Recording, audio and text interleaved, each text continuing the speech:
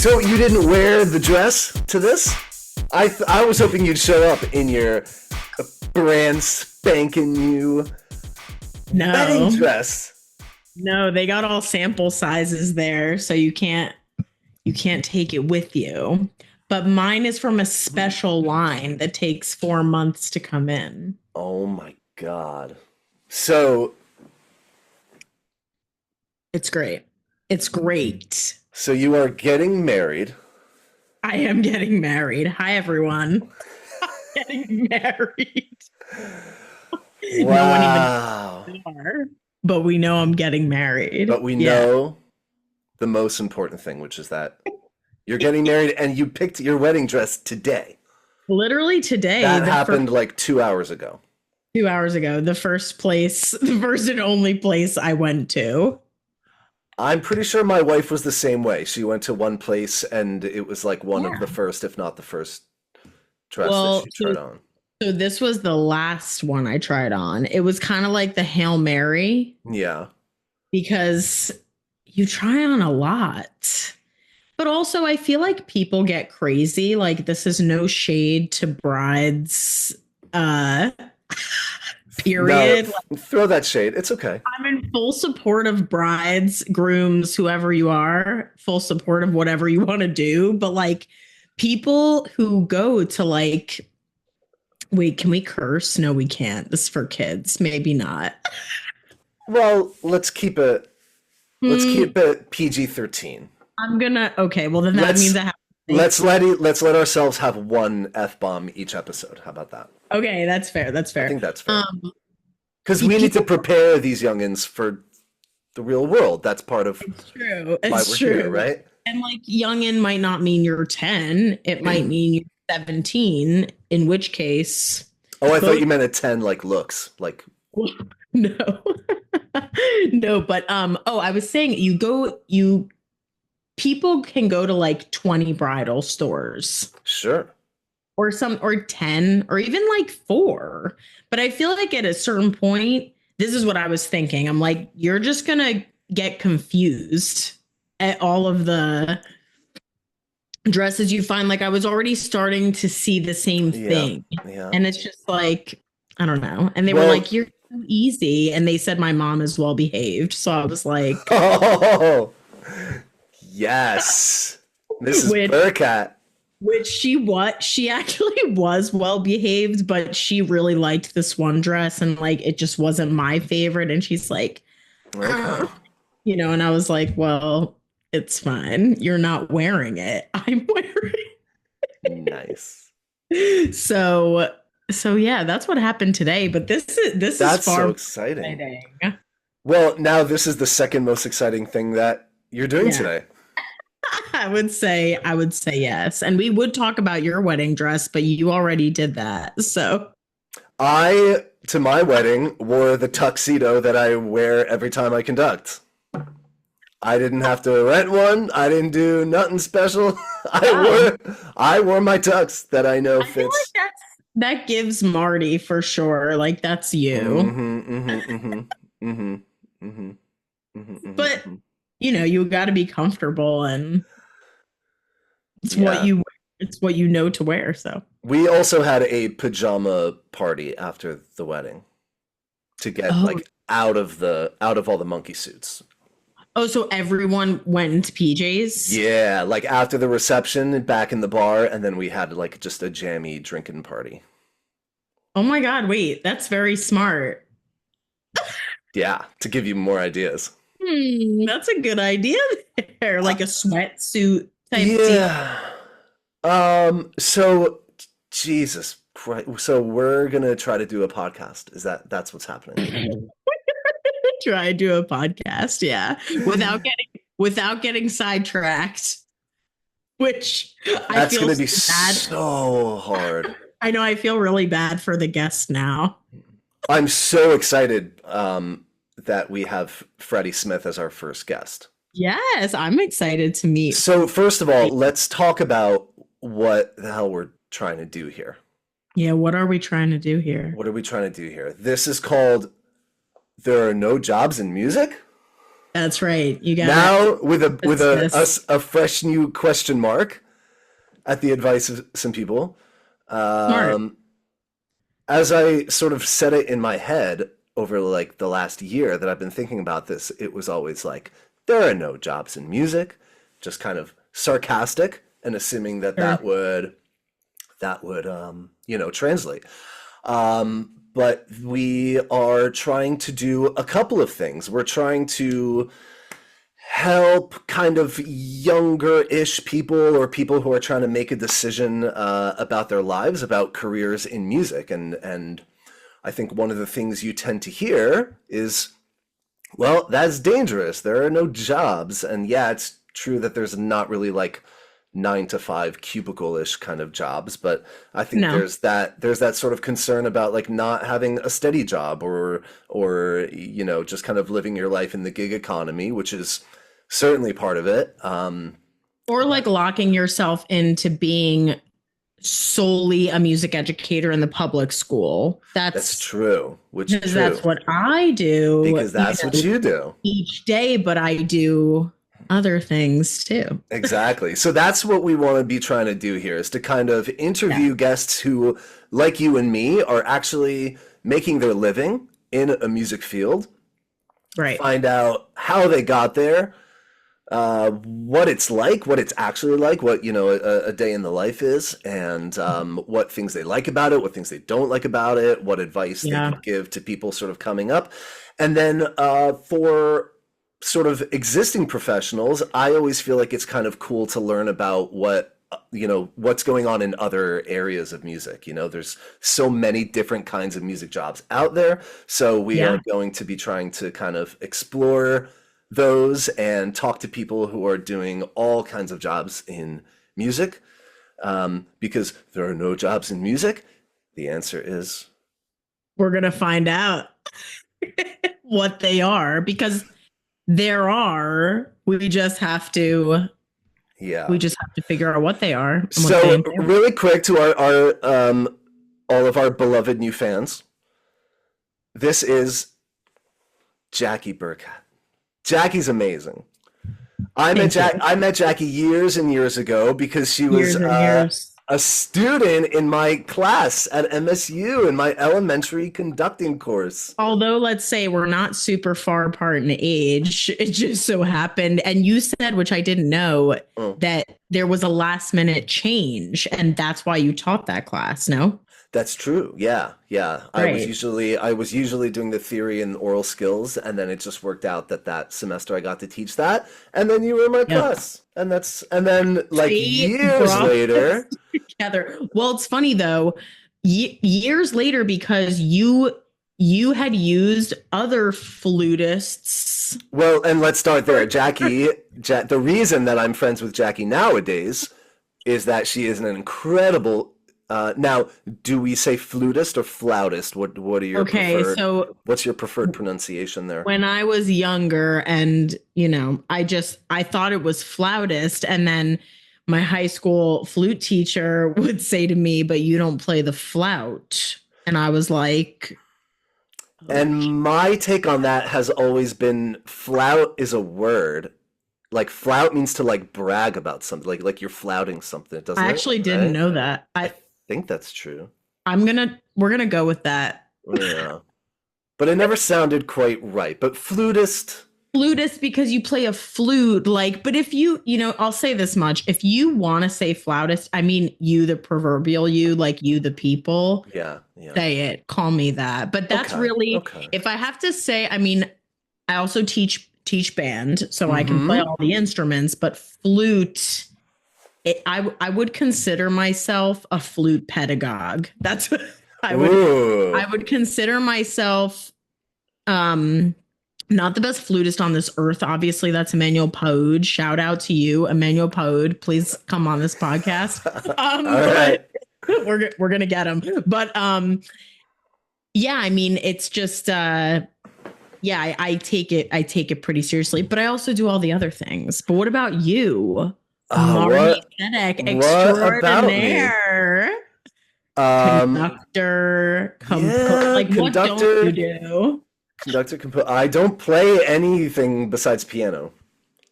What do you play guitar? You're playing Oh, guitar I do play guitar. at my wedding. I kind of forgot about. Oh, I don't play guitar at my wedding. As you can see, it's been a while, so I'm gonna relearn that instrument for your wedding. Yeah, that's so funny. I didn't quite even really count guitar in my head. I think it's just such a it's such a ubiquitous. It's like everybody plays it. Let's not, because I don't really play it. I play like campfire guitar. Like I know the chords. That's good. I would say you can do finger picky things. But again, that's just knowing the chords. That's not anything special. True. But like at least you have like this above that fifth fret. I really don't know what I'm doing. I mean, who uses that anyway? No, the real guitar players do. It's true. Yeah. And I fell in love with Marty's music like a long time ago. Stop it. But it's do true. Say more. I've always been a huge fan. It's the sound that I really enjoy of, I think every Marty piece I've played, every Sedek original, I thoroughly enjoy. That's so sweet. Yeah, it just has every piece has your signature, I would say.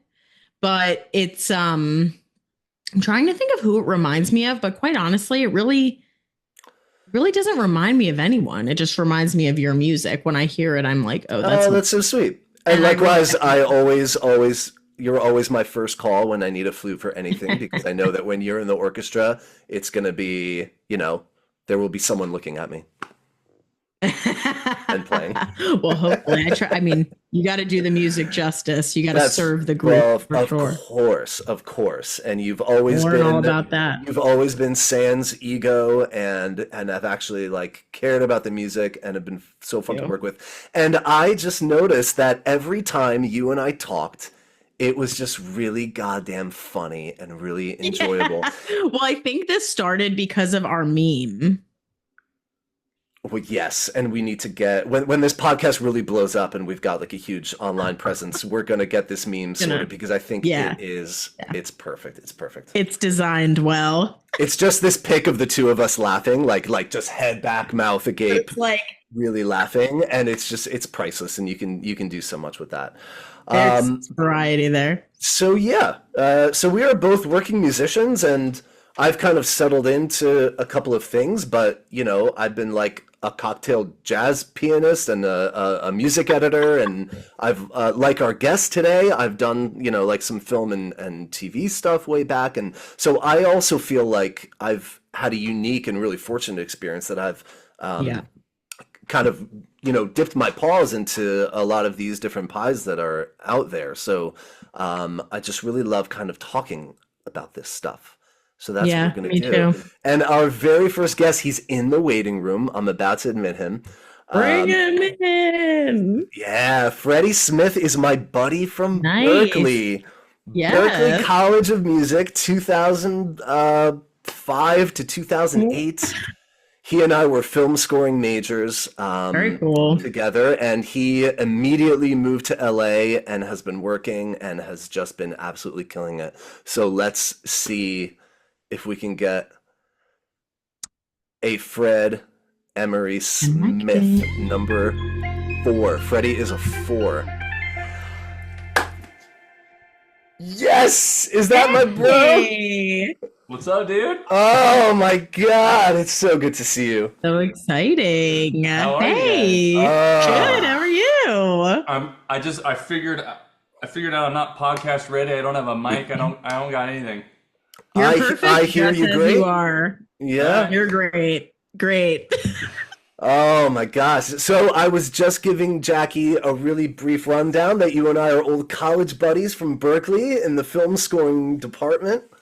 Yeah, that's really cool. That's right. And man, oh man. And I was thinking about you a lot today because we were going to do this, and just kind of thinking back to those days. And the thing I'll just say right at the top is that I remember when I met you in those like first couple of days at Berklee, like it was so clear right away, like how passionate and how driven you were about that stuff.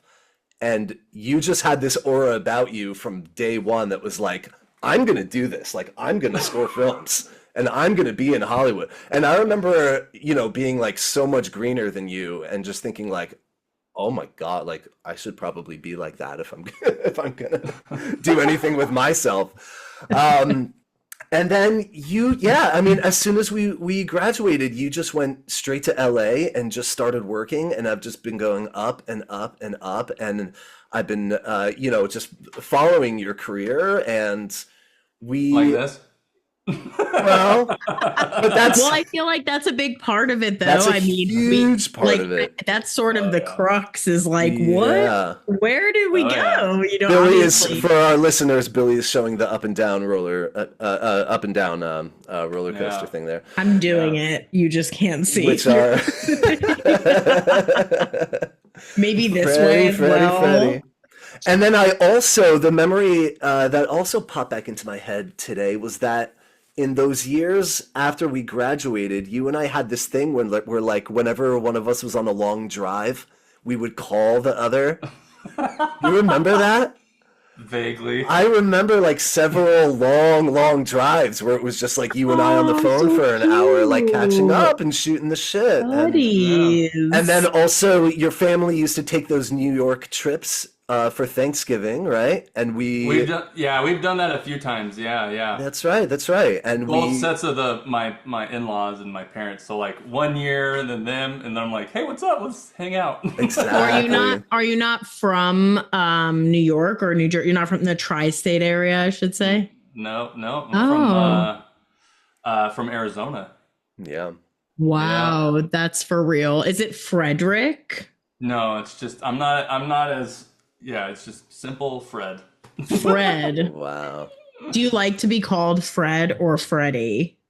Well, everyone calls me Fred, but all my old friends call me Freddie. I can only call you Freddie. That's how I met you. That's like, to me, you're just Freddie. He'll call you that. I think I might go with Fred because we're new friends. Well, whatever he wants. Doesn't matter to me. Great. Awesome. I'll feel it out, actually. We'll see how it goes. Sounds good. That sounds good. Sweet. It's great to see you, man. It's really great to see you. It's been a little while. I know, because life happens and kids and families and careers happen, and I've taken a long break off of social media, and so good for you, man. And so I feel like I don't know what any of my friends are doing. Yeah, I didn't respond for like a while, or my wife will tell me, "Hey, you got a message" or something like that. That's right, yeah, because I messaged you about this, yeah. Yeah, I haven't gotten rid of it, but I haven't been on it. And my wife will tell me if I have like hey, you should probably check this out. Yeah. And you're like, hello? I'm glad he caught you then to be our first guest. This is great. Yeah. I'm so honored that you're our first guest, man. This is really crazy. cool. Yeah. And I think that's like a cool kind of full circle thing, because you and I were like, young guys in our early 20s trying to figure out like what we were going to do and how we were going to do it.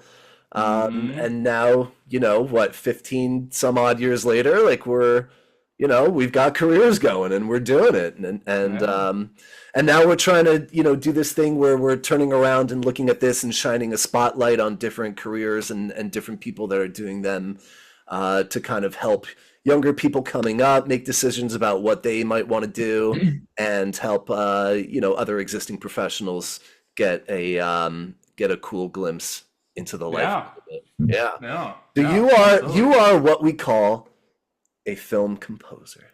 That's like really cool. I mean, when I was reading your bio, Yeah. I looked you up.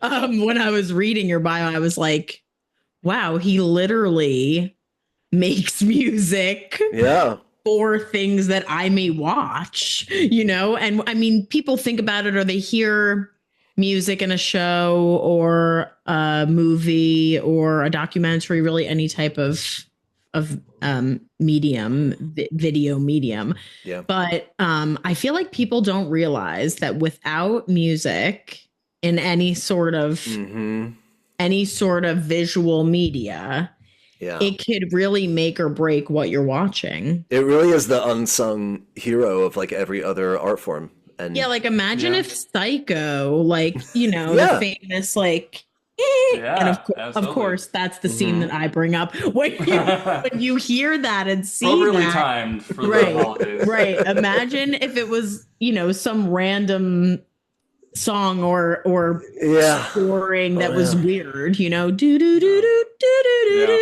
Like it wouldn't really work out as well. I'm just making Right. stuff up, but Yeah. No, absolutely.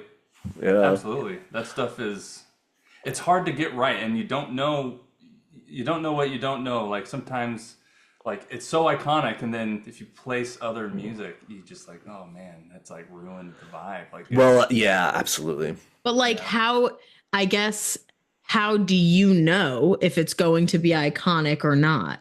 Do you think when you're composing some sort of motif for a scene, you're like, oh yeah, this is going to be it, or you just hope for the best? I think it's more hope for the best. Yeah. Shoot, fire, aim, sort of. I don't feel like I have enough time to like think about what I'm writing in that way. Like, Yeah. it's like That makes sense. That makes sense. this stuff is due ASAP, and you're just trying to do your best, and you're like, okay, there we go, next, on to the next, so to speak. Yeah. But Well, the time crunch and how fast you need to write in this industry, it is definitely something we should talk about, because that's like a really specific kind of compositional skill too. Why don't we start with just like some basics? Like you went to Berklee knowing that you wanted to do film scoring, right? actually, I didn't. Oh, is that right? That's right. That's So- surprising for me. Plot twist. I knew plot twist. I knew that I was writing music. I've been writing music almost since I was a kid. Yeah. It wasn't for film, but it was for piano or. May I ask, like, what inspired you when you were young? Because I teach middle school aged children every day. So what brought you there? Like, when did you write your first melody or one of them? So when I was little, my mother's a phenomenal piano player. Like, I am just jealous of her. I hate it. That's funny. So, I mean, I started playing piano when I was very, very little. But I also did the Yamaha music school. Do you know about Oh yeah. I don't know if it's still around. I mean, I think it is. I think it is. It's Yamaha had like a music school. Mm-hmm. Yeah. And when I was young, like I entered in their like song composition contest, and and I won it, which was weird. It's like the whole national thing, and Wow. And that's kind of when I was like, I like this. I'll keep doing it. But like when I was 8, so it was like not really like I just did it, as a kid, That's young though. Yeah, but I think in high school I'm trying to think. High school was really where I started realizing I actually really love music, and like I really want to do this more and more. And as I got older, like I was doing sports, and soccer was like my main thing, and I was getting worse in soccer and getting better in music. Yeah, same. Oh, I feel so seen. Oh. Like everyone's so getting funny. better at sports. I'm like, That's 100% true. That's exactly what happened to me. yeah. That's so I was like, awesome. I'll just keep doing music, and but I'm honestly, some of my teachers in high school were very influential. Like which ones? Oh yeah, let's do a shout out. Mr. Greg Abear and my choir teacher was like probably the most influential like musical person in my life. That makes me happy to hear that. Yeah, me too. Shout out to your educators. Oh yeah. Then I had a band director, Bill Richardson, who I guess lives down the street from me apparently. No way. But my mother was very influential, and she was very proactive. Like she would help me like do these things and be involved in here and Yeah. try a whole bunch of stuff. I was in the Phoenix Boys Choir. I did all these things. Nice. So like my mom really like tried to like put me into a whole bunch of things to see what I liked, you know, that kind of thing. So you get to Berklee College of Music, you meet Marty Sedek, we're drinking, we're partying, we're stuck in practice rooms for 10 hours a day when we're not drinking and partying. So then film scoring, how did it happen? Was there films that you already knew and loved, and what kind of lit that fuse for you? Yeah. Well, I've been listening to soundtracks for a long time. I ended up Star Wars would be probably my biggest one. I was gonna say, like, what's the one? The one is Star Wars, hands down, but not the original. Even though I watched that growing up, but in terms of music, it was Episode 1 when I was in high school. And so is that Across the Stars? Is that in that one? Phantom Menace. The Phantom Menace. Trying to think of what. Yeah. What's the piece called? Whatever. The Duel of the Fates. Duel of the Fates. Come on. I bought that soundtrack and right when it came out, and I listened to that on repeat for like at least a year. Oh my god, nice. I mean, why wouldn't you listen to John Williams for inspiration? But I wasn't thinking, I'm gonna write music. I'm just like, this is the greatest music I've ever listened to, you know. Or I wasn't thinking I was gonna like be a composer. Like I didn't quite understand any of that yet. But when I got to Berklee, I was already wanting to write. You know, in high school was awesome because I would start like dragging people like, hey, you play trumpet, you play clarinet, I'm gonna write something for you. Or like I'll be in the band room and like all the, you know, everyone's hanging out there because that's what they all do. And I was like, I want to write this and that. And then my awesome. director let me write a few things that they would play. And so it was really cool. It was really cool. It was a great environment. And I wrote a lot for like not a lot, but I wrote a little bit of things here and there for that and percussion, not choir, but it was fun. And then so I already knew like I like writing music and like I want to keep doing that. Yeah. And then I get to Berklee and I'm taking like a intro to film course or something because I love movies. I always have. My dad and I would always go see movies, and then that's when it clicked. Like, oh my gosh, I love writing. Oh my gosh, I love movies. It was like, you know, that kind of thing. Wow, that sounds so pretty organic. It's like just kind of happened. Yeah. And see, like I was never all that passionate about like film music or didn't do that. And when I got to Berklee and was kind of looking at the majors, I was sort of thinking like, well, composition and conducting are like the two things that I'm really most interested in.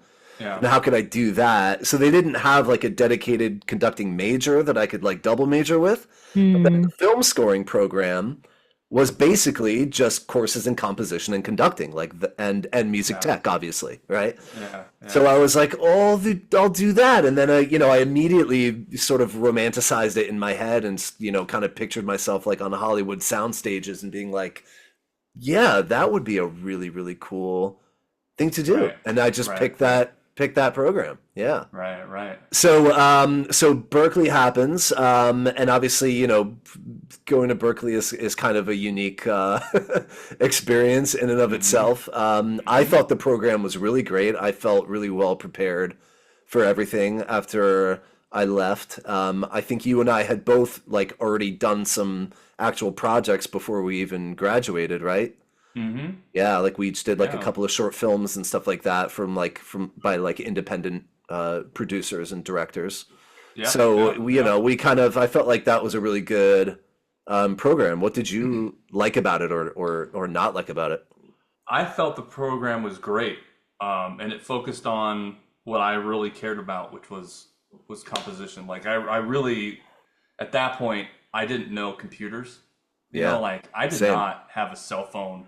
I did not have a laptop. I didn't know anything about computers. That laptop that they made us buy was my first laptop. Yeah, exactly. I'm like, Yeah, I know. no They idea. make you buy like a Mac or They something. did. Yeah. Yeah, exactly. Of course, and Berklee. it came pre-installed with like Your all funds film. are already gone because you're going Yeah. to Berklee. Buy a Mac, y'all. Buy Yeah. a Mac. No, I'm sure it was great. Yeah. Berklee, you're great. But it ain't cheap. It ain't cheap. No. No. But yeah, so I felt like there was a lot of things what I wasn't prepared for that I didn't expect was, in my experience, I felt like there were so many things you had to do that you had to initiate yourself. Like, Yes. like they didn't like, all right, everyone, time to sign up for this class and this thing, and here's all, like you had to go out and find a lot of things. And and just to just go off of that for 1 second, this is literally what I say to my kids. I don't have kids of my own, just my kids. When I say my kids, I mean, my 7th graders, for example, even though I teach 6, 7, 8, but I tell them all the time, if you allow life to happen to you, you're never going to do anything. Yeah. You have to, no matter what it is you do, music or anything else, but especially students who are looking into music, but they think that someone's just going to come get them. And no, they're not going to do that. So, I mean, that's interesting that you came across that feeling, but in college. And I remember that at Berklee, I started the choir, and you started that pickup orchestra with all of like the Northeastern and the MIT kids. And then we ended up collaborating on that. We did that Rachmaninoff concerto and the Hymn to the Fallen with the orchestra and choir together. That was my first time in front of a full orchestra and a choir. That was a life-changing experience for me. Yeah. But that's very true that you point that out, because you and I made that happen just with our own drive and our own chutzpah, right? And so great word. Good job. Yeah, very good. Yeah. We only had small, for all the film scoring classes back then, it was, okay, whoever you can get to record in this small space, that's going to be your film score for the project. And it's like, trying to herd cats, and I remember thinking, you can never get people, because if you're a good player, you're like, I'm doing 7 sessions today. That's right. And I remember thinking that it was so bizarre that Berklee had this world-class film scoring program already, but it was still kind of in its earlier stages. But they were so, married to that reputation as being the jazz school of the world, that it was so weird to me, because I walked in there thinking well, film scores are orchestral music. That's orchestra music. But there's no orchestra. And I remember they kind of started that little group. And it's well, what are we supposed to do then? Who's playing our music? I went to Northeastern, or not Northeastern, New England Conservatory. And I would just literally go into their practice rooms. They were locked, so I had to figure out how to get in there. I would just knock on the door of some incredible violinist. I'm like, can you come play at this really weird, dark recording room, thing? And it was fun. It was fun. But I mean, and as an instrumentalist, oh, sorry, Marty, you want to go? Go ahead. No, please. No, I was going to say, as an instrumentalist, and I went to a state school. That's where I met Marty, was Montclair State University. But I mean, I took every opportunity to play that came my way. If you get in, I've heard this, you guys can correct me if I'm wrong, but it's kind of sink or swim. I was going to ask you, Freddie, if you remembered at the orientation, how they were, the freshman orientation, how they were don't make too close friends this year, because half of the people you meet this year will be gone next year. I heard that. Because their dropout rate was 50% at that time. It was crazy. But I think the lesson here is that, and especially because the college selection thing is changing so much and is so hard for high school kids, don't rely on the name brand if you're going to a school like Berklee or Westminster Choir College or Juilliard or whatever it is, and don't knock the small state schools. I think you and I are good examples of of the fact that, you write your own ticket wherever you are, and whatever program you're in is only going to be as good as your own sort of, drive, and how hard you're willing to work, and what kind of opportunities you're willing to create for yourself, right? Yeah, because it was like because that orchestra that, me and two other guys ended up creating, I mean, that's still it turned into a class. It's still a class. So did the choir. I know. Oh, did it really? Yeah, like Berklee owes Freddie Smith and Marty Sedek a lot. They don't even realize. You know how many much meetings I took? I had to go to the very top to convince them to get teachers to be a part of it. We had okay, and then what's the name of the group, like, or the class? Berklee Contemporary Symphony Orchestra, something like that. Yeah, CS, because I think I remember it being like Chicago Symphony CSS, or something like that. Yeah.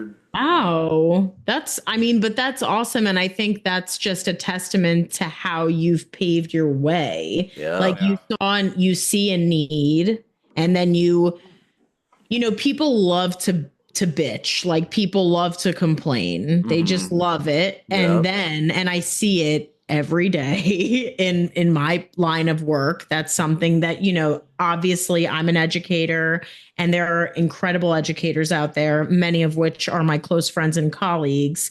But there's also a lot of people, not just in music education, but in general, and in every job, I guess, who just love to complain, and they don't have you can complain, but then come up with a solution for your complaining. That's what I think. I mean, you have to grievances and you have to vent, but you were like, well, I need someone to play my damn music. And I need to like. Yeah. That's what I wanted. I wanted that more than anything. So you get out to LA, and how did you get going? What did you do?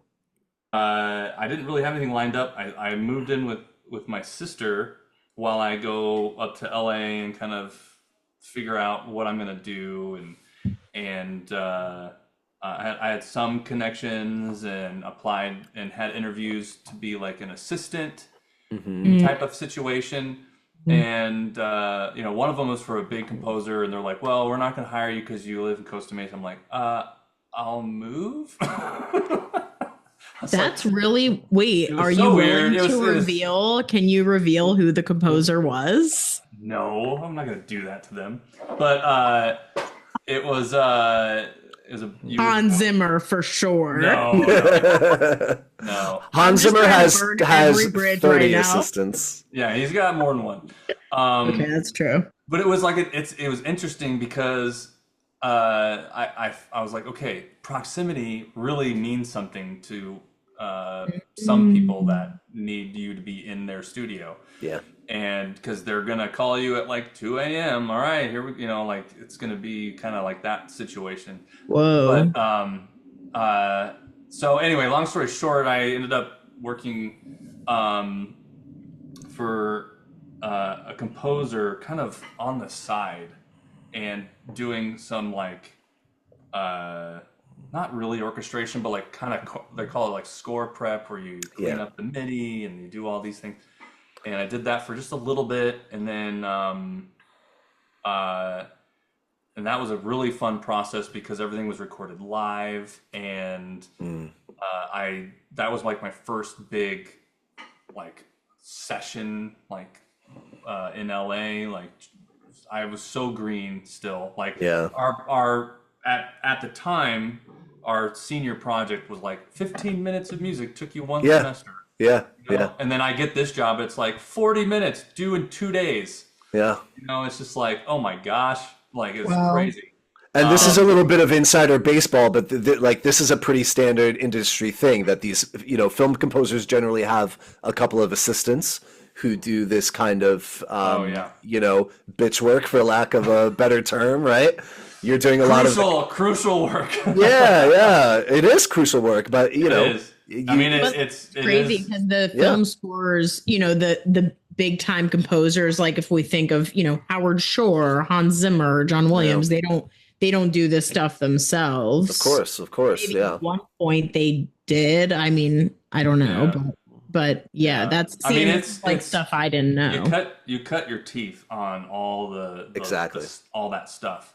Um, you Exactly. know, all the technical things, all the notation, all the DAW, the programming, Hmm. all of that. I mean, you know, Berklee gets you prepared, but you know, it takes you a long time and kind of being thrown in the deep end a little bit.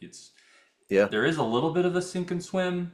Um, Mm-hmm. you know, if a lot of different composers kind of have built-in redundancy, like, you know, training and making sure, because, you know, those jobs are, you know, usually kids straight out of college. Right. Yeah. They, You do you it know, for a few years and then you move on, yeah, You pay hopefully, your right? yeah, dues. You pay Yeah. your dues. pay your Yeah. Sure. dues. You gotta learn the ins and outs. You know, like it's really rare. I don't care how talented you are, for some, you know, young kid to just start composing if they're on a team or whatever. Like, there's so much process, and there's so much more to film scoring than just writing.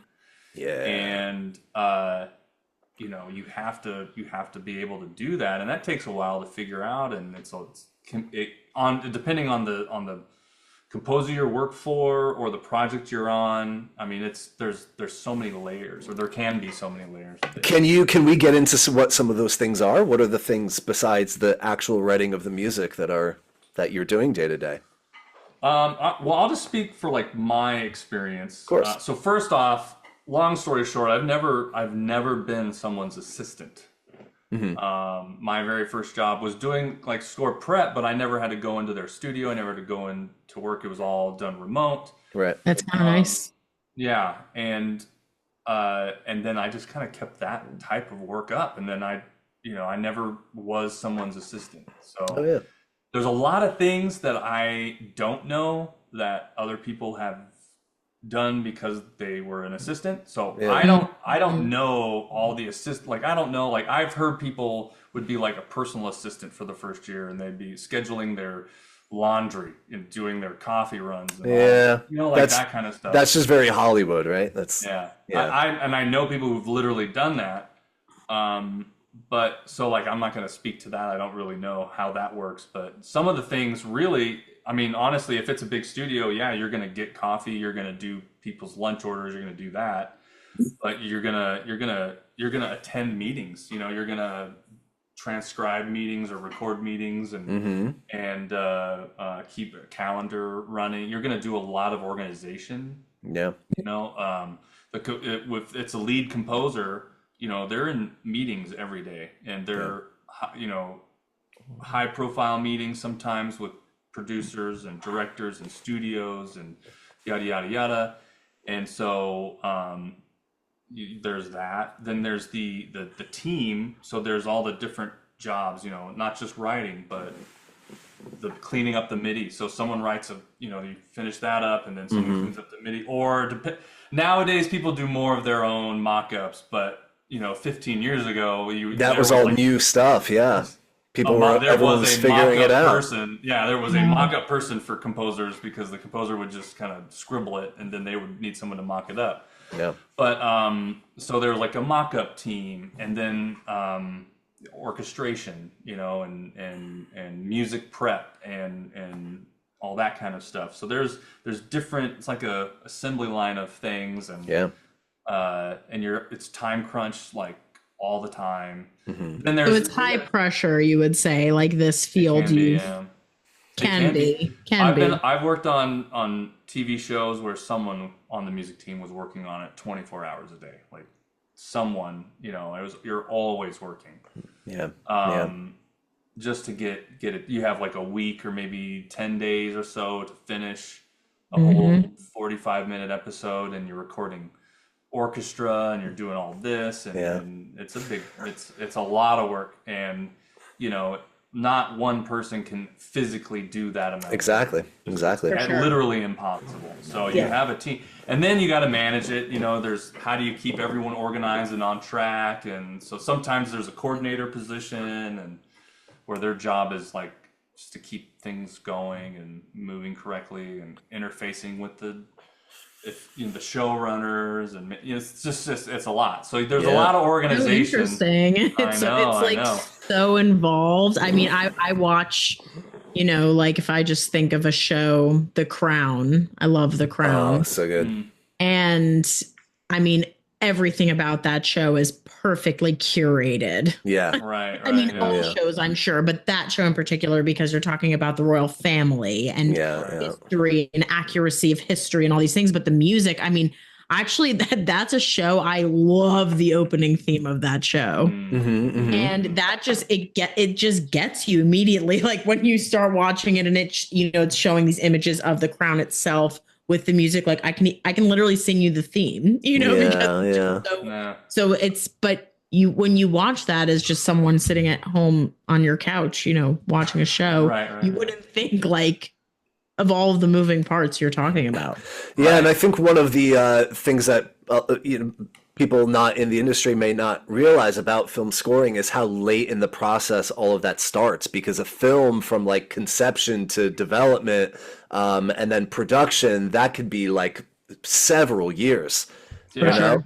And music, it does not come into that until the very, very end. Once you have at least like a rough cut of the film, and you can start actually thinking about, what kind of music do we want? Having spotting sessions, all of it comes so late, so that turnaround is so short. Then, while you're writing Right. music and scoring scenes, the director and the editors are recutting stuff. So a scene that, yesterday was 6 minutes long is now only 4 minutes long, and you need to kind of reshape everything that you did. So there's a lot of rewriting involved too. Yeah, and when I take on a project and I look at the timeline, I look at the budget, because I don't. Oh, it's 70 minutes of music, and I'm thinking, no, it's like 140 at least, because you're gonna rewrite whatever. Right. So I try to bake in like time to be able to do rewrites, that kind of thing. Yeah. But you know that now. Oh, I know that now. Did you know that? Did you know that when you started? No, I mean, no, I did didn't you know go anything. Yeah. Well, I don't need like 20 people like telling me how much they hate my music, Does that happen? Oh, sure. Oh, yeah. Well, Yeah. not all the time, but like, Yeah. But that's gotta, part of what we were saying before of like working with a big team. Like, being able to take constructive criticism is a huge part of this field, right? It is. Well, like, we can definitely go down that road, but I mean, there is a version of having to have a thick skin. for sure, because you can spend a whole day writing a cue, and then the director's going to be like, "No, that's not what I had in mind at all. Like Right, that right. sucks." And then And you you got to start remember over. you got to remember your job. Your job is to service the film and the Right. director's vision, right? Yeah. This is not you writing for your own thing. Right. Exactly. This is a service job where you're required to. Well, you need to service the film. You need to service the vision. right. of It's the not director. about you. It's not about you. On the you really want to have like who you are and your vision, your point of view, and what Your you bring to the signature. what you bring to the table, and all these things, and that's a fine line and a balancing act to figure out what the director wants as well. So there's a lot of that, but I mean, rewriting is it's literally part of the job. Like, you will not be successful if you would struggle with rewriting music. And to be honest, that's actually like a separate skill set. Is like, okay, you wrote something and they like this part, but they hate this part. Like, how do you, like, maybe you thought this part and it kind of, like, it's a whole other skill set to. And I can tell you for myself that one of the real like membranes that I had to bust through in my own writing was when I finally learned how to like edit myself, when I finally learned how to take a passage of music and just think to myself, yeah, I like it, but it's not working, and just away it goes. And to learning to do that, I think is just really, really important. Yeah. Yeah. And like when you kind of have like a first draft, you go away for whatever, and you come back and you're like, fresh ears and sure. trying to So you mentioned something really important, and that I think is absolutely paramount to what you do as a film composer, which is you are you are playing a role in bringing someone else's artistic vision to life, which is the director of the film. Can you talk a little bit about that sort of director relationship and producer relationship, and what that sort of looked like for you, and maybe some ways that you had to kind of work around it so far? Yeah, I mean, it's not one size fits all. It's very different depending on the person. It is it can be a very personal relationship experience. And so, like, I think it's important for a composer to understand, like, this is a relationship business to some degree. Yeah. I mean, there's business and there's contracts and there's that whole side of things, but when you kind of cut that out, you're really one-on-one sharing creative vision and points of view and discussion. And so there's a lot of back and forth and really understanding how to connect with someone well. Sure. And not only that, but really understanding them. So, like, they could say, the music needs to be blue, blue, blue. Exactly. Like, yes. What does blue mean? And so, like, learning how to understand. Yeah, how to translate that, right? I always thought, like, oh man, I should have had like some kind of like psychology degree. It's definitely another language that you have to learn to speak, even if you think you speak it, and then you're going into another branch of what you're doing. Blue. I don't know, like, what is that? And so you got to, like, kind of read between the lines and really get to what they're really after. And so, they might come with their own biases and the director might hate the flute, but it turns out it's not the flute, it's the English horn or something like Strong. Get rid of the flute. No, not that flute, the other flute. But I mean, so it's it's very relationship driven, and you got to really develop that. And so learning how to, like, ask good questions, learning, I'm trying to think here. Being engaged, like asking good questions, getting a lot out of them, understanding what their point of view is and what motivated them for this shot, this scene, this whatever, and just kind of get a feel for what their ideas are. And some directors will be like, you know what, I don't really know what kind of music we're looking for. I'm hoping you could help in that direction, versus like, okay, this is exactly what you're gonna do from A to Z. Here we go. You're like, okay, all right, Can we talk briefly about temp tracks? Yeah. So a temp track is when before a film composer comes on to the process. So again, the film composer is one of the last people coming onto the project, to the film. And in the meantime, as the director and the film editors are getting like some rough cuts of the film together, they are throwing in what we call temp music, right? So this is existing music to just kind of help give them a sense of what it's going to feel like when there is music. I see. And the problem that often comes up then is that the director gets sort of married to that music. So then when a actual composer comes along and writes something original, there can be sometimes a little bit of tension there, right, Freddie? You have to maybe help them, like, get away from that, or figure out exactly, like, really hone in on exactly what it is they like about that temp track, and then figure out a way to make that yours without kind of, destroying their vision, right? Or just recreating it. Recreate. Well, because that's the thing. Ethically, like, we don't want to just rip off someone else's work, right? So we need to kind of find a way to make it our own. Have you experienced something like that? Oh yeah. Yeah. Oh yeah. Yeah. I've had every version of this. Yeah. Truly, I've had directors. Well, I'll have to rewrite it. I don't know how many times, because it's not quite like the temp.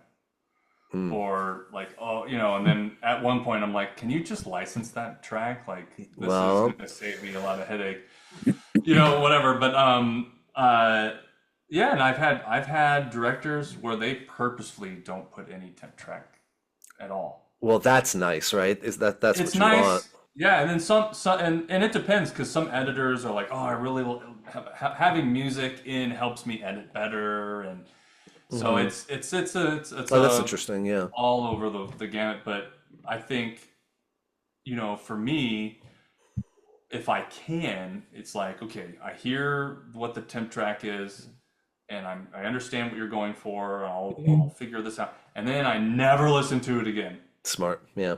You know what I mean? Uh, and I just kind of like bury it, and Yeah. Yeah. I'll never bring it up again. Like I don't, Hmm. like I hear your intent. I got the type of scene you're trying to create, and I just like shut it off, and I kind of go from here. Um, yeah, so it's and again, it's very individual, like specific to either like an editor or director. Nice. So yeah, I mean the temp track stuff is a real thing. It's I understand the necessity of it. You want to see how your movie's shaping up and what that could how if there's emotion in that, like what we're trying to go for. They might not have even picked the composer yet, and the studio is like needing test audiences and this and that, and so they need Mm. something there. Wow. Yeah. Yeah. So there's that, but um, I would say dealing with temp music is it's a big balancing act because, like you said, you want to like sometimes that's how the director's like is trying to communicate with this is what I'm going for. I can't articulate it. This is it. Right. So then it's like, okay, so it's sad, but it's not like a certain sad, it's an aggressive sad, and this. So you're trying to Mm. like get all of these all the descriptive language out of these temp tracks. Yeah. Kind of at least figure out what they're going for. Then what I do is I'll come back to them and be like, okay, so I'm hearing this romance scene, but he's feeling sad, and it's Mm. like something happened in the scene prior, so it's not like this gushing love scene. It's like a somber, like what I mean. So I'm like, Yeah. what's Yeah. this? Different tone. I'm always asking questions about kind of the character, the emotional, like what's the underlining like emotion and like Well, that's through a great line. segue into sort of like the artistry of the whole thing of like Right. Yeah. striking that balance where the music in the project is this sort of because it really kind of plays two roles. It's like it's the externalization of the viewer's emotional response, but also it's kind of playing its own character in the play, right? It's like the subtext of a character that's kind of cluing you in on sort of like different emotional layers of the story.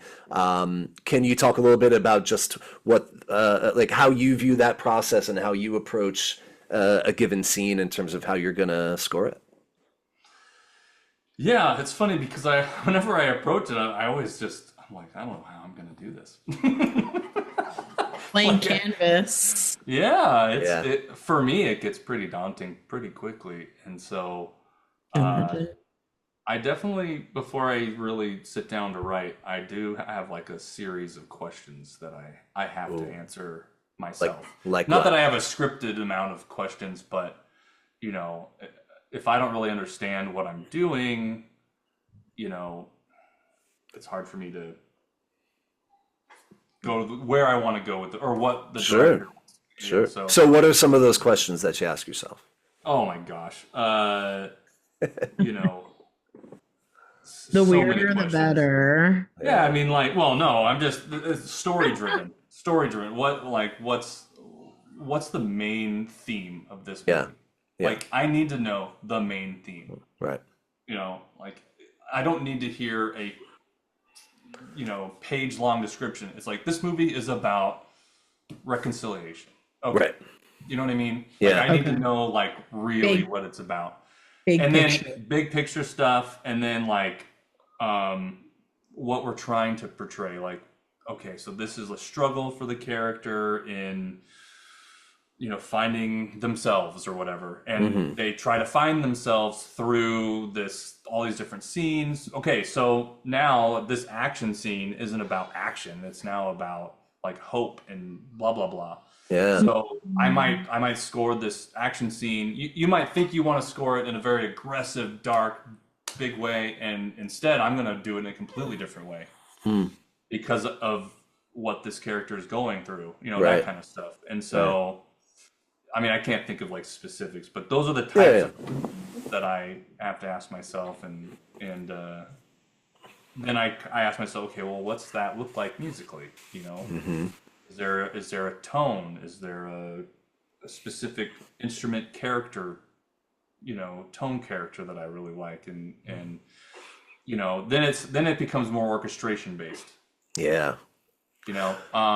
So I mean, and then thematically, like I'll sit. I was watching something from Howard Shore that it's like, okay, you watch the film, do this and that, have all your notes, now just throw that all away and just go to the piano.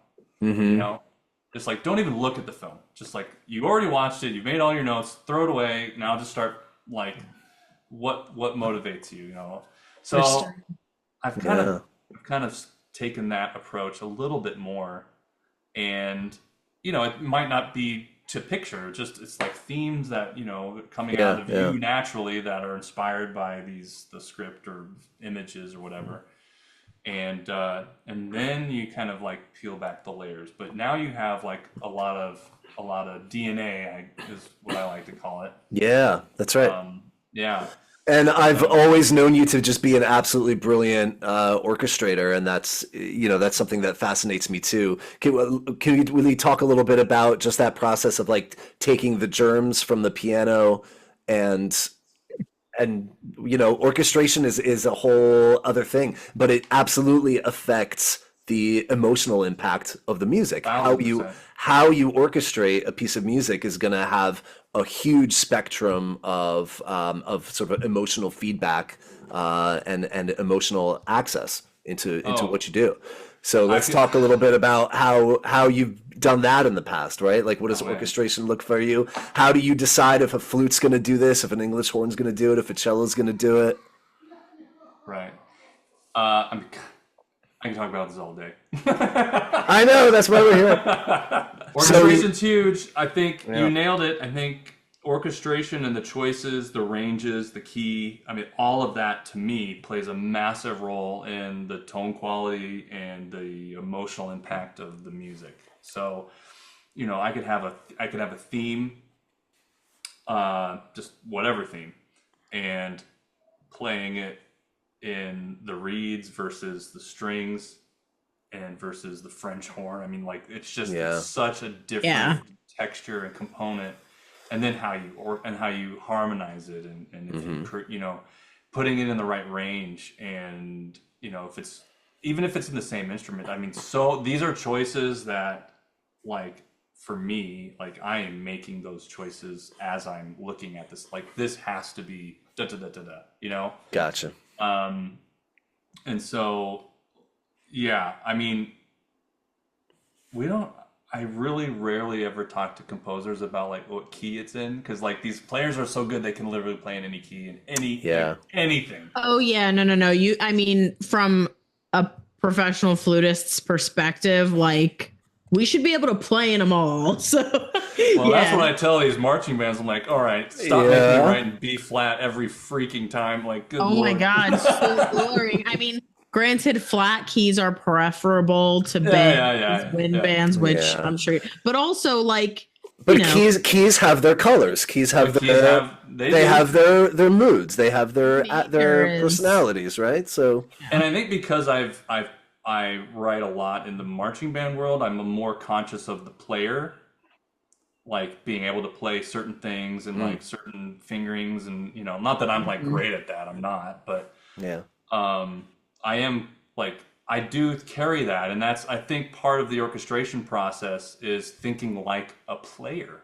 Right. Like, do they want to play? You're like line? My new favorite. I told you, Freddie's the man. He's the best. Because you actually give a shit about who's playing it. Well, sometimes my music doesn't agree with that statement, But you're thinking about it, so there you go. Yeah. But honestly, like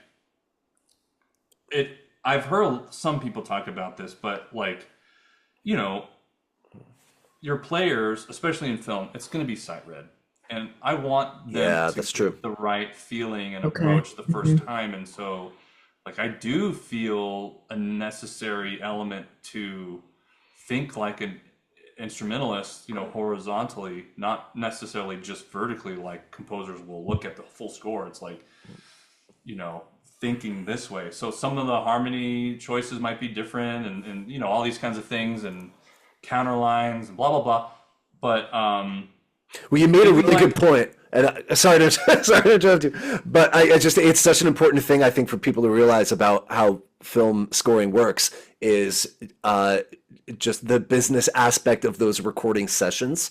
They are so monumentally expensive, and you've got this tiny little bit of time, and the people who play the session players on these are just the greatest sight readers in the world. Yeah, and the expectation, correct me if I'm wrong, Freddie, is that like 2 takes max on something, right? Like most sometimes. of the like most of the time it's going to get done right the first time. Yeah, and that's a huge part of how you write it is with that expectation. Yeah, I think so. I think, yeah, I mean, I don't get to record in LA too often. It's very, very expensive. I mean, I know, in yeah. LA, it's so expensive. But Which is why you started going to Poland.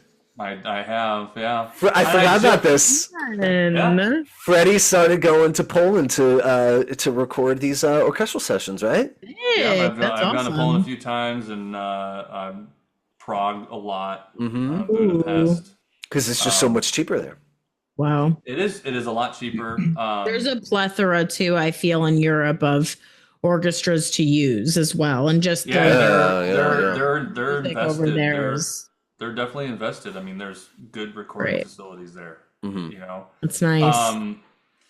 and I mean, they're no one's really a match for the level of player that is in LA. Like, just I think that's true. No one is. I think Wow, Yeah. that's But cool. you know, like I've had great stuff with them and in Europe, and they definitely play what's on the page, if you know what I mean. Yeah. Right. That's And important. so, Speaks Well, that's volumes. just kind of beaten into them, right? They have to. Yeah. yeah. And so like when I write for them, it's like, okay, they're gonna play exactly what's on the page. Yeah. Right. And so So how much detail are you putting into your parts? Like, are you putting in like a lot. every little messa di voce and every little articulation, right? It's Every like, highly less text, detailed. less text, the better, in my opinion. But definitely articulation, everything. Yeah, for sure, hands Great. down. Bowing, well, not necessarily bowings, but like slurs and things. Not bowings. Yeah. You leave that to the concert master. Yeah, the slurring, I mean. But the I think but getting back to your original point, orchestration to me is a part of composition. Like, I know they're 2 sort of different like skill sets, but the way I think, like, it's very much the same. You know, I mean, I think you can be a great composer, but if you're a shit orchestrator, your music's not going to sound as great. Well, your orchestral music is not going to sound as great. Well, and to be fair, you know what I mean. To be fair, there's a lot of composers, not a lot, but there are composers that, you know, orchestration is not their forte. They of course have a team of orchestrators that will really help and massage their music, and and you know, and I guess we didn't really talk about it, but that's kind of how I started out. Is I started out orchestrating and kind of being tutored in that way, and that's great. I really, you know, I didn't do too much orchestration, to be fair, because like as an orchestrator job. Right. Once I was doing it, and I was taking lessons, and I was being mentored, and I started doing films and orchestration films for orchestration for different films, and I soon realized, like, I think I just want to orchestrate my own music, you know, like Of course. Good for you. Yeah. and yeah, but orchestration is just a passion, like just that stuff. I score study like almost every day, I remember that about you. You always had like and I still do. your bookshelves back then looked like mine do now. It's just all, That's great. Yeah. Yeah, I have way too many. I will never get through any of it. It's a really good point, though, and I did want to make sure that we talked about sort of the industry transition now to like virtual scores and moving away from the orchestral stuff. But that's a cool stop to just take first. How much influence from the classical area there was in those early orchestral film scores? Especially John Williams, who like, you know, you look at some of those things and it's like, it's straight out of Beethoven, it's straight out of Strauss, Mahler, you know. Yeah, Prokofiev, like Yeah. Oh, yeah, for sure. Yeah. Yes. For sure. Holst, absolutely. Yeah. And yeah, definitely. I mean, it's you know, I think learning from the masters, to be honest. Exactly. You know, Yeah, like it's Learn all the rules before you can break them. Says Sure. Bach. Yeah. Oh man, you can learn so much from Bach. Just Oh man, yeah, that's my boy right there. I don't give a shit what anybody says. No one's allowed to hate on JS. OG. No, dude, I mean, all you got study Beethoven. You know, Yeah. that's it. But yeah, it's definitely. Let's see. How would I think in the modern way too. You know, because a lot of it is the virtual, you know, in the box, so to speak, sample libraries. So we can go down that road. I think mock-ups, you know, like producing all your music with the computer, sample libraries, mixing it, producing it all. I mean, that is so huge. It is. I can't stress enough how huge that is. How often are those in the box scores ending up in the film nowadays versus getting replaced by real? Questions. I mean, it's definitely often. It's often, right? It's like getting more and more often, it seems, right? Yeah. Yeah. It's kind of, I feel like even with marching band, a lot of marching bands don't hire Fred Smith to write their show. You know, they'll get show in a box, which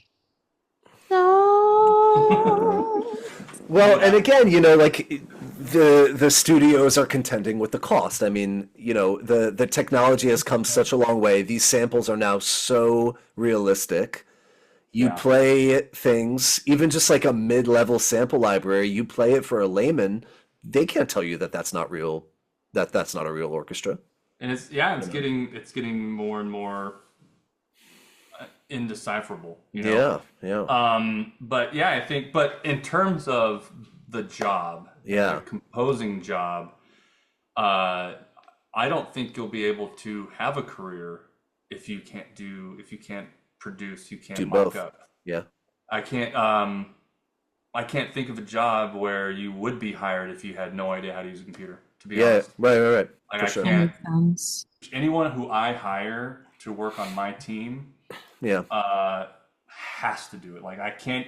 There's nothing for you in this modern day if you can't mock it up. It's just part of the gig now.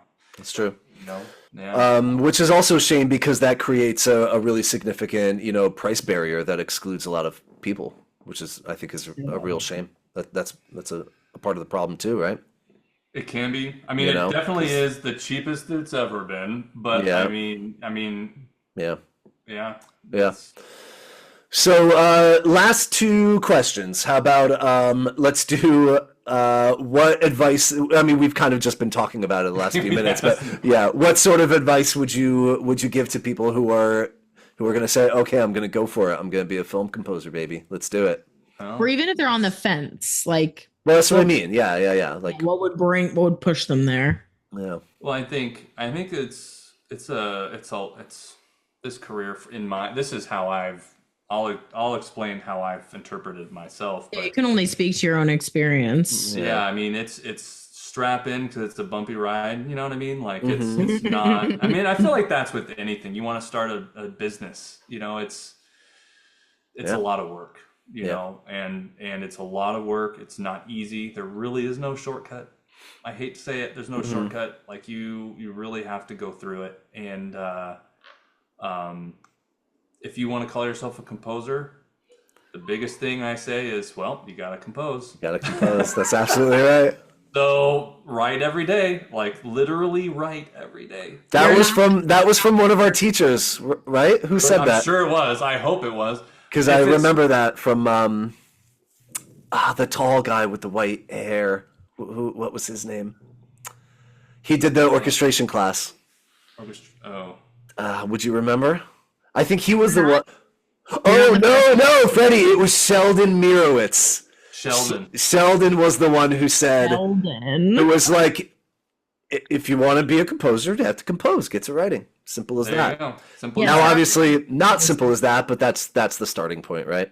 Well, it's learning how to develop that muscle. Yeah. And if it's like 2 hours a practicing. day, you have to do it every day. I mean, Yeah, this yeah, is yeah. a lifelong pursuit. Yep. So don't just say you're a composer, be a composer. Like I literally can't, like that's literally, I can't tell you, I've seen so many people that say they're composers and you know, it's like. And tell us what you're most proud of. What score should people go and listen to when they look you up? I like that, Marty. I'm a sweet guy, JB. Oh, I'm all about the mushy gushy stuff. only in front of others. It's you and I. Don't go in the DMs, guys. Yeah. All right, well, we're cutting that. Well, let's see. I don't really have much available on my own. I think one of the Polish movies I did is out. Well, Rock and Roll Freddy, right? Rock and Roll Rock and Roll Freddy. No, it's called Rock and Roll Freddy. That's how I've always referred to it. That's so funny. That's really cool. Rock and Roll Eddie is like a full feature that you were the composer on. Is that right? Right. Yeah. So that's I love that score. I got to hear the clips that you shared, and it's great. People should go check out that film. Rock and Roll Eddie. Rock and Roll Eddie, not Freddie. Yeah, I was about to search Freddie. Filmed in Poland. Recorded in Poland. That's really cool. No, that one was recorded in Prague. Oh, it was? Okay. Yeah. I still like it. It's fine. It's fine. That's so funny. Freddie, thank you so much, man. We've taken up way too much of your time. We're so grateful and so great to just see you and catch up a little bit. Oh, I love it. Great to meet you, Freddie. And great to meet you. It's been great. New flute ally in this world. Yeah. Love it. All right. So Jackie and I see each other in New York again. And next time you're in New York, man, you know where to find me. All hang. Yeah. All right. Well, take Freddie, care. thank you so much. Thanks, Freddie. All All right. See you, buddy. Bye. Bye. Well, isn't he just a gem? Oh, he's so nice. I gotta tell you, he underplayed how good he is. I mean, he's a very, what I always love and what always makes me gravitate towards people is when they are, like I said about you before, just like sans ego. Yeah, so humble. He's not a guy who's gonna like talk himself up too much. So I need to do some of that for him. But and now I need to listen to his music. His music is just really, really incredible. And he was always so ambitious, so driven. And I'm just so proud of my old buddy that he went out there and he really made it happen for himself. Yeah, he did. And I think like he offered a lot of really good advice and just very honest and he made it like for anyone, who is still listening, not to take this the wrong way, but he made it look really not as glamorous as one might think it is. And that's what it is. That's what's important though. That's what we want to be showing people and like you need to know that you're about that. Yeah. You need to know that you're not going to show up and like conduct the LSO in the film of like gangs of De Niro's not showing up. Yeah, he's not knocking on your door. I mean, I wish he was, but JB, I don't think that we did too shit a job on that interview. we did. I think that was okay. Actually, it really. I honestly was thinking, man, I don't know what to expect from this. Like, this is Yeah. weird. Like, am I just gonna? I had the questions on my phone like next to me because I was like, what if Marty forgets? Like, what if Marty talks too much? What if I talk over Marty? Did I talk too much? No, I don't. I really think it felt just like a conversation, and that's exactly what we want. It's all good. He was a really good first guest, I think. I do too, So, because so many, and we didn't get into a lot of what I wanted to get into. Video game music was one of them, because I think video game music now is getting so popular, and it's such like an avenue into film scoring in a way that it never was before. Yeah. Yeah. We'll have to. I mean, we'll either have to have him back, but like now we have a better idea of pacing. Like Sure. I feel like every episode. I mean, every first episode of anything, you like listen to a first episode, you're like, and then you're like, 40 episodes. Yeah. So thank you, whoever is still here listening, for listening to our first ever episode of There Are No Jobs in Music. There are no jobs in music with upward inflection at the end now. Yes, and Jackie Burkat. I'm Marty Sedek. And thank you. And follow us on Instagram and Facebook and YouTube. And where can we stream? Yeah, these are going to be everywhere you can find podcasts. Spotify podcasts, Apple Podcasts. Yes. Those are the only two that I know of, but Buzzsprout is sending us everywhere. So so we're going to be perfect. We're gonna be the #1 podcast, I think, in just a few weeks. We are. I'm manifesting it right now. I think that's realistic. It's totally realistic.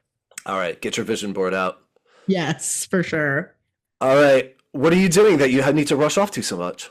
Oh, we're going to a housewarming party, and it's totally fine. And we said we were like meeting people for food, so James is just waiting here. James is Jackie's fiance? Has he just been like death staring you from behind the computer this whole time? Here, you can come on the other side. Oh, episode 1 cameo. Look at your short hair, or is it pulled back there? Short. Yep. Oh, you cut it, dude. The last time I saw you, you had all the. Oh wow, that's right. Easy. Yeah, when did you chop it all off, you handsome fucker? In January. Jesus. Donated. Oh, good for you. Yeah. We both did. My hair was super long too, and then I cut it off. We donated it to a little charity. Oh, that's so sweet. Yeah. So yeah, for episode 1 cameo, and now he'll never come back. They never want my beard hair when I trim it, so I'm kind of. Oh man, well they should. It's quite lovely, quite soft. All right. So Well, this was a lot of fun. Thank you. Tanjim. Tanjim. Oh, Tanjim. Tanjim. We want it to sound very exotic. Yes, Tanjim, and it's got to be a question mark. Tanjim.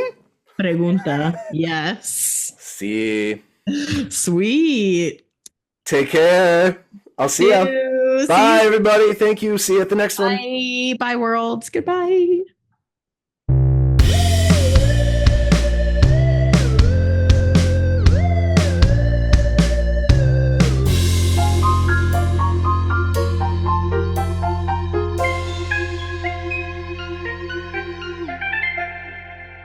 And it's funny, like when Marty and I decided, I think I actually said to him jokingly that we should do a podcast together. And then he sprung this idea on me that he'd been having for a while.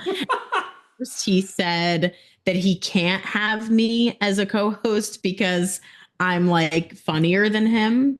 And well, that's true. So. Thank you.